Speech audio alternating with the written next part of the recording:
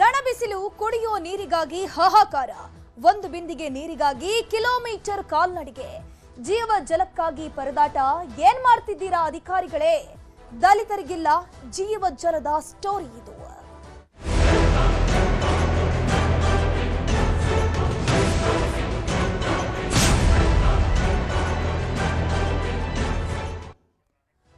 ಒಂದ್ ಕಡೆ ರಣ ಬಿಸಿಲಿದ್ರೆ ಇನ್ನೊಂದ್ ಕಡೆ ನೀರಿಗಾಗಿ ಹಾಹಾಕಾರ ಇರುವಂತ ಪರಿಸ್ಥಿತಿ ಇಲ್ಲಿದೆ.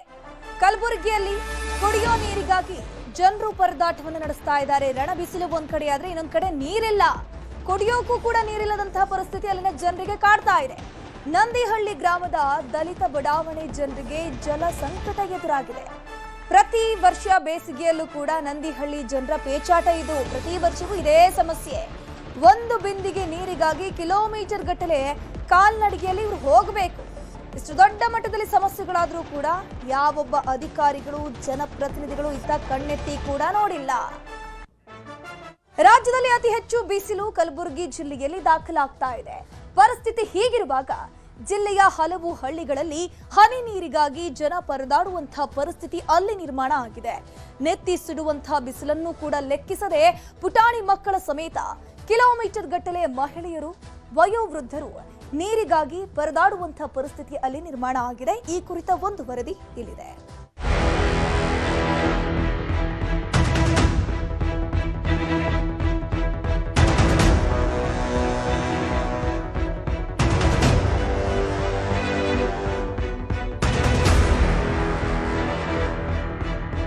ಸುಡು ಬಿಸಿಲಲ್ಲಿ ಬಿಂದಿಗೆ ಹಿಡಿದು ನೀರಿಗಾಗಿ ಅಲೆದಾಟ.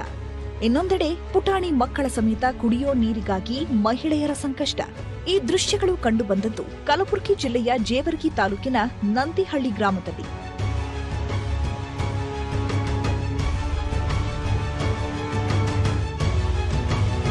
ಪರಿಶಿಷ್ಟ ಜಾತಿಯ ಜನ ವಾಸಿಸೋ ಬಡಾವಣೆ ಸೇರಿದಂತೆ ಗ್ರಾಮದಲ್ಲಿ ಕುಡಿಯೋ ನೀರು ಪೂರೈಕೆ ಆಗ್ತಿಲ್ಲ. ಗ್ರಾಮದಲ್ಲಿರೋ ಬೋರ್ವೆಲ್ ಕೆಟ್ಟು ಹಲವು ತಿಂಗಳಾದ್ರೂ ಅದನ್ನ ರಿಪೇರಿ ಮಾಡೋ ಕೆಲಸಕ್ಕೆ ಯಾವೊಬ್ಬ ಅಧಿಕಾರಿಗಳು ಮುಂದಾಗಿಲ್ಲ. ನೀರಿನ ದಾಹ ತೀರಿಸಿಕೊಳ್ಬೇಕು ಅಂದ್ರೆ ಪುಟಾಣಿ ಮಕ್ಕಳ ಸಮೇತ 1 ಕಿಲೋಮೀಟರ್ ದೂರ ನಡ್ಕೊಂಡು ಹೋಗಿ ನೀರು ತರಬೇಕಾದ ಪರಿಸ್ಥಿತಿ ಇದೆ. ಕುಡಿಯೋ ನೀರಿನ ಸಮಸ್ಯೆ ಈ ಗ್ರಾಮ ಯಾವಾಗ ಹುಟ್ಟ್ಯದ ಅವಾಗಿನ ಹಿಡಿದು ಕುಡಿಯೋ ನೀರಿನ ಸಮಸ್ಯೆ ಉದ್ಭವ ಆಗಿದೆ.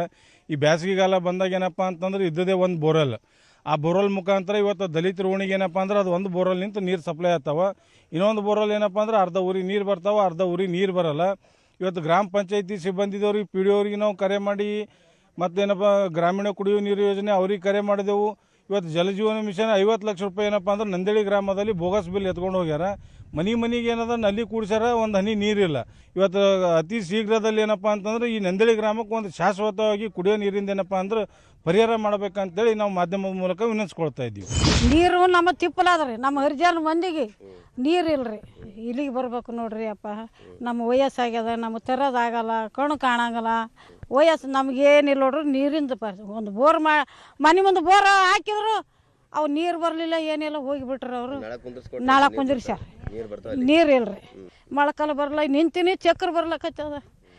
ಹ್ಯಾಂಗೆ ಮಾಡ್ಬೇಕು? ನೀರಿನ ದೇವಸ್ಥಾನ ಮಾಡ್ಬೇಕು. ನೀರಿನ ದೇವಸ್ಥಾನ ಮಾಡಿದ್ರೆ ಪುಣ್ಯ.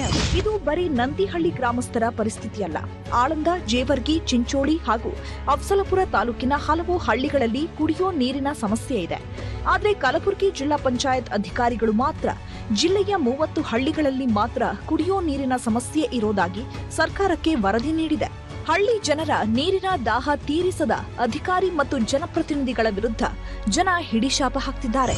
ನಮ್ಮಲ್ಲಿ ನೀರಿನ ತುಂಬ ಸಮಸ್ಯೆ ಇದೆ ಸರ್. 1 ಕಿಲೋಮೀಟ್ರ್ ದೂರದಿಂದ ನಡ್ಕೋತಾ ಬರ್ತೀವಿ ಸರ್ ನಾವು ನೀರಿಗಾಗಿ. ಊರಲ್ಲೊಂದು ಬಾವಿ ಇದೆ, ಅದು ಊರನವ್ರಿಗೆ ಅಂತೇಳಿ ಬಳಕೆ ಮಾಡ್ತಿರ್ತಾರೆ ಸರ್. ನಮಗೆಲ್ಲ ಹೋಗಿ ಬಿಡಲ್ಲ ಅಲ್ಲಿ ಸರ್. ನಾವು ಪಂಚಾಯತಿಗೆ ಹೋಗಿ ಅರ್ಜಿ ಕೂಡ ಕೊಟ್ಟಿದ್ದೀವಿ.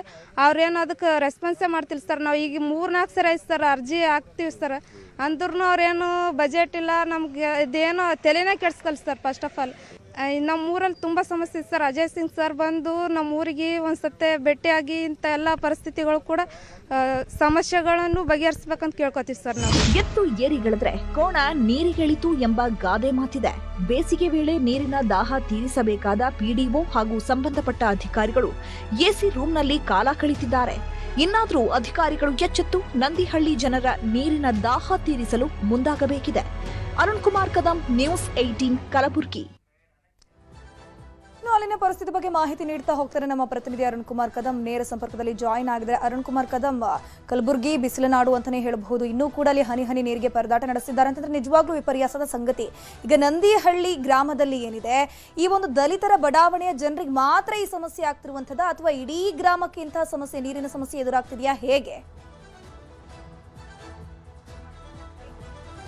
ಹೌದು ಧನುಶ್ರೀ, ಅಂತಂದರೆ ಕಲಬುರಗಿಯ ಜಿಲ್ಲೆ ಯಡ್ರಾಮಿ ತಾಲೂಕಿನ ಇದು ನಂದಿಹಳ್ಳಿ ಗ್ರಾಮ. ಈ ಗ್ರಾಮದಲ್ಲಿ ಕಳೆದ ಹಲವು ವರ್ಷಗಳಿಂದ ನೀರಿಗಾಗಿ ಜನ ಪರದಾಡ್ತಾ ಇದ್ದಾರೆ. ಆದರೆ ಇಲ್ಲಿವರೆಗೂ ಕೂಡ ಯಾವೊಬ್ಬ ಅಧಿಕಾರಿ ಆಗಲಿ ಜನಪ್ರತಿನಿಧಿಗಳಾಗಲಿ ಅವರ ನೀರಿನ ಬವಣೆಯನ್ನು ತೀರಿಸುವ ನಿಟ್ಟಿನಲ್ಲಿ ಯಾವುದೇ ರೀತಿಯ ಕ್ರಮಗಳನ್ನು ಕೈಗೊಂಡಿಲ್ಲ. ಯಾಕಂತಂದರೆ ಆ ಗ್ರಾಮದಿಂದ 1.5 ಕಿಲೋಮೀಟರ್ ನಡ್ಕೊಂಡು ವೃದ್ಧರು ಮಕ್ಕಳನ್ನದೇ ಎಲ್ಲರೂ ಕೂಡ 1.5 ಕಿಲೋಮೀಟರ್ ನಡ್ಕೊಂಡು ಬಂದು ಈಗ ನೀರಿನ ಏನು ಒಂದು ಬಿಂದಿಗೆ ನೀರು ತರಬೇಕಾದ್ರೆ ಇಡೀ ದಿನ ಕಾಯುವಂಥ ಪರಿಸ್ಥಿತಿ. ಯಾಕಂದರೆ ಆ ಇಡೀ ಏನು ದಲಿತರ ಓಣಿ ಇದೆ, ಆ ಓಣಿಗೆ ಇರೋದೇ ಅದು ಒಂದೇ ಒಂದು ಕೊಳವೆ ಬಾವಿ ಬೋರ್ವೆಲ್ ಇರುವಂಥದ್ದು. ಹಾಗಾಗಿ ಅದು 1.5 ಕಿಲೋಮೀಟರ್ಗೆ ಇರುವಂಥದ್ದು. ಯಾಕಂದರೆ ಪ್ರತಿ ಸಾರಿಯೂ ಕೂಡ ಬೇಸಿಗೆ ಸಮಯದಲ್ಲಿ ಏನಂತಂದರೆ ಯಾರ್ಯಾರಿಗೆ ಅನುಕೂಲ ಆಗುತ್ತೆ ಅವರು ಎತ್ತಿನ ಬಂಡಿಗಳ ಬೇರೆ ಬೇರೆ ಏನು ವಾಹನಗಳ ಮೇಲೆ ಈಗ ನೀರನ್ನು ತೆಗೆದುಕೊಂಡು ಬರ್ತಾರೆ. ಆದರೆ ಯಾರು ಬಡವರಿದ್ದಾರೆ, ಯಾರು ವೃದ್ಧರಿದ್ದಾರೆ, ಅವರಿಗೆ ಯಾವುದೇ ರೀತಿ ಈ ರೀತಿ ಒಂದು ಸಾರಿಗೆ ವ್ಯವಸ್ಥೆ ಇಲ್ಲದೇ ಇರುವವರು ಏನು ಇಡೀ ದಿನ ಏನಂತಂದರೆ ಅದು ಒಂದೇ ಒಂದು ಏನು ಬೋರ್ವೆಲ್ ಮೇಲೆ ಅವಲಂಬನೆ ಆಗಿರುವಂಥದ್ದು ಇದು ಇಡೀ ಆ ಒಂದು ಓಣಿಯ ಜನ ಎಲ್ಲರೂ ಕೂಡ. ಹಾಗಾಗಿ ಅಲ್ಲಿಂದ ಇದ್ದಂಥ ಜನರಿಗೆ ಏನಂತಂದರೆ ಸಾಕಷ್ಟು ತೊಂದರೆ ಆಗ್ತದೆ.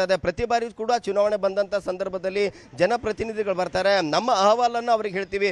ಪ್ರತಿ ಬಾರಿ ಕೂಡ ಅಧಿಕಾರಿಗಳನ್ನು ಸಾಕಷ್ಟು ಬಾರಿ ಭೇಟಿಯನ್ನು ಮಾಡಿದ್ದೀವಿ. ನಮಗೇನಂತಂದರೆ ನಮ್ಮ ಈ ಒಂದು ಏರಿಯಾ ಏನಿದೆ ಆ ಏರಿಯಾದಲ್ಲಿ ಸಾಕಷ್ಟು ನೀರಿನ ತೊಂದರೆ ಇದೆ. ನಮಗೇನಂತ ನೀರು ಈ ಒಂದು ಹನಿ ನೀರಿಗೂ ನಾವು ಪರದಾಡ್ತಾ ಇದ್ದೀವಿ. ಏನು ಬೇರೆ ಬೇರೆ ಹೊಲಗಳಲ್ಲಾಗಲಿ ಬೇರೆ ಬೇರೆ ಕಡೆಗಳೇ ನಾವು ಹೋಗಿ ನೀರನ್ನು ತೆಗೆದುಕೊಂಡು ಬರಬೇಕಾಗ್ತದೆ. ನಾವೆಲ್ಲರೂ ಕೂಡ ಬಡವರು ಏನಂತಾರೆ ಪ್ರತಿನಿತ್ಯ ಕೂಲಿಯನ್ನು ದಿನಗೂಲಿಯನ್ನು ಮಾಡಿಕೊಂಡು ಜೀವನನ ಸಾಗಿಸ್ತೇವೆ. ಆದರೆ ನಮಗೇನಂತಂದರೆ ಹನಿ ನೀರಿಗಾಗಿ ನಾವು ಇಡೀ ದಿನವನ್ನು ಕಳೆಯುವಂಥ ಪರಿಸ್ಥಿತಿ ಇದೆ. ಏನೋ ವೃದ್ಧರಿದ್ದಾರೆ ಅಂಥವರು ಕೂಡ ಸಾಕಷ್ಟು ತೊಂದರೆನಾಗ್ತದೆ. ಆ ಒಂದು ಬಿಂದಿಗೆನ ತುಂಬಿಕೊಂಡು 1.5 ಕಿಲೋಮೀಟರ್ ಇಂತಹ ಒಂದು ಸುಡು 40 ಡಿಗ್ರಿ ಬಿಸಿಲನ್ನು ಬರ್ತಾ ಇದ್ದೀವಿ. ಆದರೆ ನಮ್ಮ ಸಮಸ್ಯೆಗೆ ಯಾರು ಸ್ಪಂದನೆಯನ್ನು ಮಾಡ್ತಿಲ್ಲ ಅನ್ನೋ ಮಾತು ಕೂಡ ಅಲ್ಲಿನ ಏನೋ ಗ್ರಾಮಸ್ಥರು ಹೇಳ್ತಾ ಇರುವಂಥದ್ದು. ಈ ನಂದಿಹಳ್ಳಿಯಲ್ಲಿ ಪ್ರತಿ ಬಾರಿ ಕೂಡ ಬೇಸಿಗೆ ಸಮಯದಲ್ಲಿ ಇಂತಹ ಒಂದು ನೀರಿನ ಸಮಸ್ಯೆ ಉದ್ಭವ ಆಗುತ್ತೆ.